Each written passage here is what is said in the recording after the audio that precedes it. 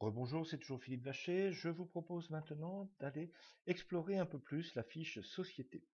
Nous avons tout à l'heure créé une société et donc nous allons pouvoir cliquer dessus et ainsi pouvoir la modifier. Donc la modifier, ça veut dire que désormais je peux saisir en effet une adresse plus complète. Je vais pouvoir saisir le code postal qui va me proposer directement une ville, et donc, ou une liste de villes d'ailleurs, s'il y a plusieurs villes sur le même code postal. Le téléphone, le mail.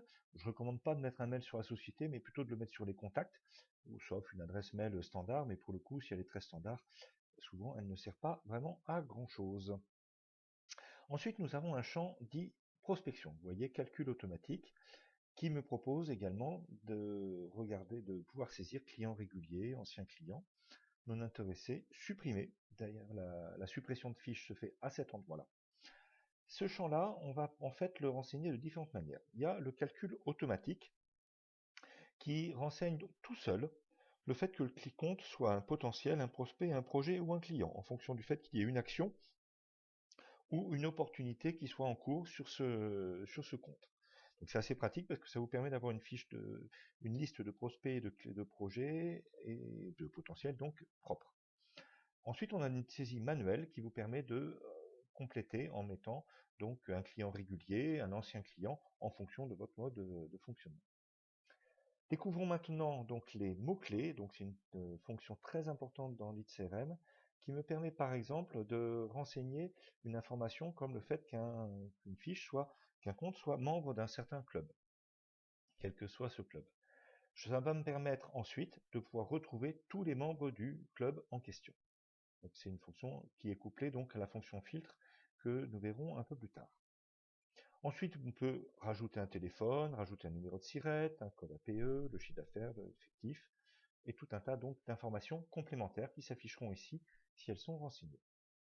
Ensuite, j'ai ma fiche contact sur laquelle je vais pouvoir donc également renseigner des informations complémentaires et en particulier le fait de sélectionner un contact principal.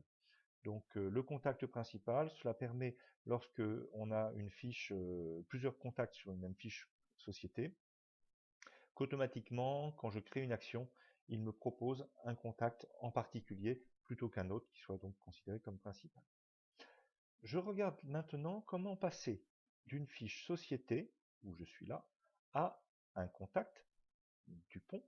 Maintenant, je suis sur la fiche contact, et donc je peux rejoindre la fiche société. Vous voyez qu'avec l'onglet du milieu, contact lié à la société ou société liée au contact.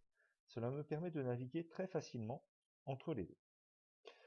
Autre élément, donc troisième onglet de la fiche société, c'est les notes, l'onglet de notes. Donc ici, je vais mettre une note, donc c'est une information complémentaire, ça peut être tout un tas d'informations, ça peut être comment géographiquement retrouver le client si c'est compliqué d'y aller, ou s'il appartient à un groupe, ou bon, une histoire, le passé, enfin, tout un tas de choses que l'on peut mettre. Et donc, j'observe que quand je suis sur la fiche contact, la note que j'ai saisie tout à l'heure sur la fiche société est toujours visible. Je reviens sur ma fiche société, vous voyez, j'ai une note liée à la société qui est accessible ici. Et donc, si je vais même maintenant sur une fiche action, puisque nous avions créé une action tout à l'heure, et bien sur cette fiche action, je retrouve également ma note, information complémentaire. Donc vous voyez que ces notes, l'intérêt c'est qu'elles sont accessibles absolument partout, à tout moment, à partir du moment où vous êtes en lien avec une société.